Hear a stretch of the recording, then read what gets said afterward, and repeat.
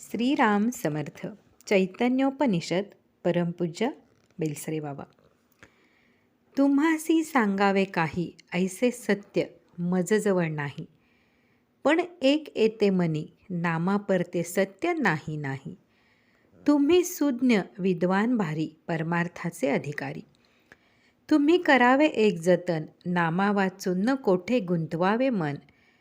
जेथे भगवंताचे नाम, तेथे उभा श्रीराम. हे संतांचे वचन, न मानावे अप्रमाण. म्हणून सदा घ्यावे भगवंताचे नाम, जेणे कृपा करील राम.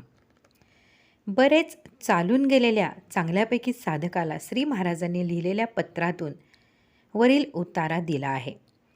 भगवंताच्या नामाचे महत्त्व सांगावे श्री महाराजांनीच.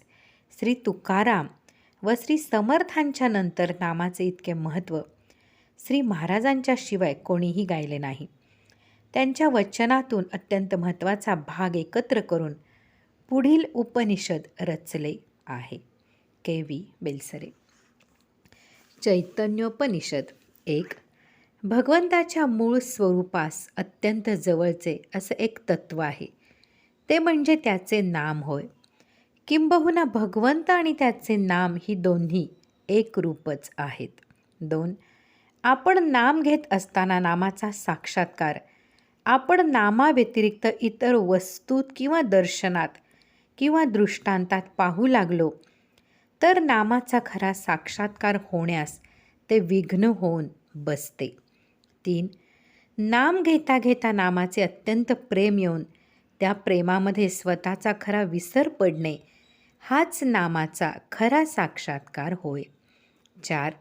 नाम हे भगवद रूपच असल्याने नामाच्या प्रेमात स्वतःचा विसर पडणे म्हणजेच भगवंताशी अनन्यता घडणे होय आणि हेच भगवंताचे खरे व अखंड टिकणारे दर्शन होय.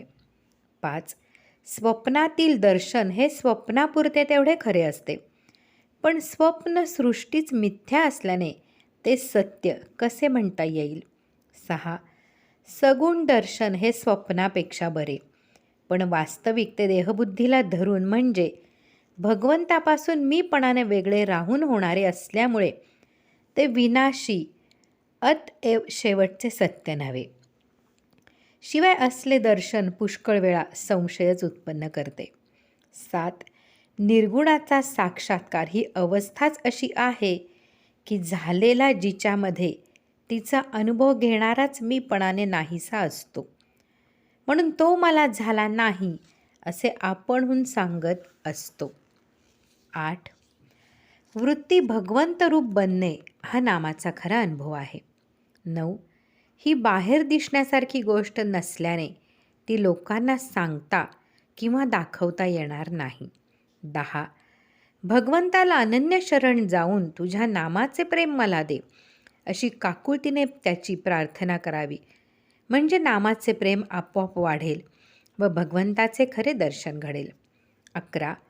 आपणास दृष्टांत दर्शन वगैरे होत नाही म्हणून नामाची निष्ठा कमी होऊ न देता चिकाटीने ते घेत राहावे, त्यातच आपले कल्याण आहे. 12. ज्या संतांच्या आश्रयाला आपण असतो तो आपले काम केल्या वाचून राहत नाही. 13. रामनामाविण साधन तो जीव असे अज्ञान. 14. होईल ते समाधान अंतःकरणी रामनाम, रामनामची आत्मज्ञान. 15. रामनामची ब्रह्मपद, रामनामची निजसुख, रामनामची वस्तुदेख. 16. रामनामची सर्वसिद्धी, रामनामेची तुटे उपाधी. 17. रामनामेची जीवनमुक्त, रामनामे स्वानंद होत. 18. रामनामची परमार्थ, रामनामची योगाचे वैभव, रामनामची योगायोग, रामनामची वेदांताचा वेद. 19. रामनामची देवाचा देव, रामनामची तीर्थाचे मूळ. 20. रामनाम परमार्थ केवळ, रामनामी सामर्थ्य बळ, रामनामी गुरुपद तत्काळ. 21. रामनामी तरती जीव, रामनाम ज्ञान भक्ती वैभाव. रामनाम ज्ञानभक्ती वैभव. 22. रामनामी आत्मा प्रकटे आपण, तेथे रामनाम परमात्मा हेची निरंजन. 23. रामनाम हेची कैलास वैकुंठ, रामनाम हेची मूलपीठ. 24. रामनाम बोलती बहुत, परिचित्त नाही रूपात. 25. चित्त जडल्याची खूण, रामनामात हैगय करू नये जाण. 26. रामनाम अंतःकरणाचे आत, बाह्य प्रारब्ध वागवी तैसे राहात. 27.